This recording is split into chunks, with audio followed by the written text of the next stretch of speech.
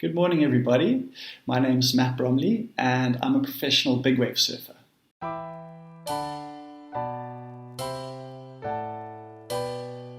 How do we stay certain in such an uncertain world? When everything around us is so unsure, how do we remain grounded and anchored? I know that my foundation is unshakable because I stand upon the rock. When I wake up in the morning and I know that we're going to be surfing some really big waves that day, I always feel really, really nervous. I think of the waves we're going to be riding that day, sometimes 50, 60 foot high waves, and I feel absolutely terrified. I look around me and I see the best watermen in the world and I feel unworthy to be amongst them. I feel so uncertain for the day. I have to have a moment of Bible time and prayer before the day of surfing.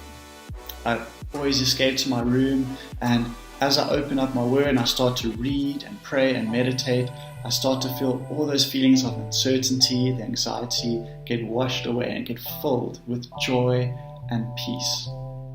This is the time for me when all my fear and my hesitation and my doubt gets replaced with excitement, with confidence, and most of all, with a sense of purpose.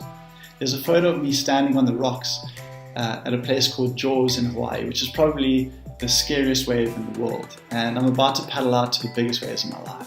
And in that moment, I felt so still and so calm.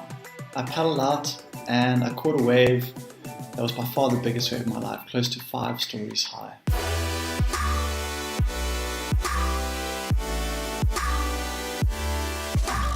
I quite often get this overwhelming sense of peace and confidence when the waves are at the biggest, when the ocean is raging the most and I feel most out of my control. That's when I feel in God's hands, and that's when I've got no room to leave even one hand on the steering wheel, no self-reliance, no self-dependence, all in and both my hands clinging onto the Lord.